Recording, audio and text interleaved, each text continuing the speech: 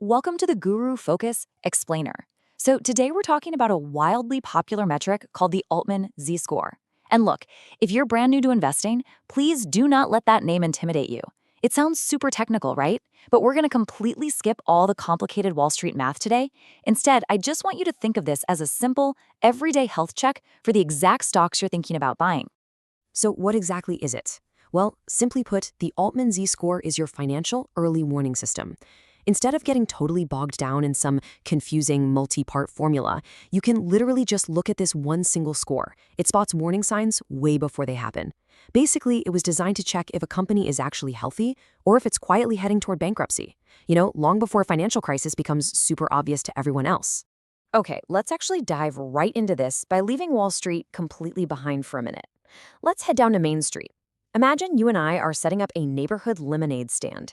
We can use our little summer business to really ground this math in everyday life. It's going to help us understand exactly how the 5 parts of this health check actually work in reality.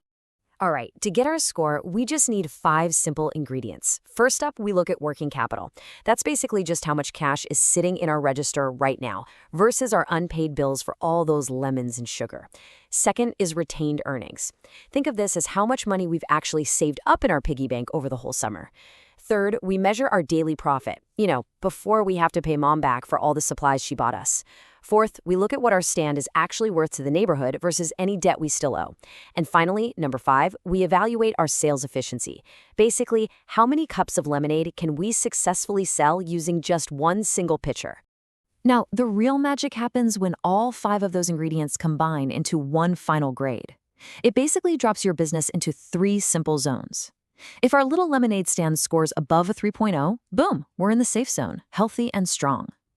Now, if it's sitting somewhere between 1.8 and 3.0, well, that's the gray zone. That just means proceed with caution. But if it falls below 1.8, yeah, you're in the distress zone, and there is a very real danger of financial trouble dead ahead. So let's see how this actually plays out in the real world. Think of a massive, steady, cash-rich giant like Apple. They've got enormous savings and huge profits, right? So they typically sit very, very comfortably right there in that safe zone. On the flip side, though, take a cyclical business that's dealing with some intense external pressures, like Boeing, for example. You might see their score really fluctuate, maybe even pushing it down toward that gray or distress zone whenever times get incredibly tough. Okay, so how do you actually use this as an investor? Well, on GuruFocus, the absolute best part is that you do not need to calculate any of this math yourself. Thank goodness, right? You can simply use the sector screener to instantly filter for stocks with the highest, safest scores. And even better than that, you can pull up a stock's trend over time chart. This is a total game changer.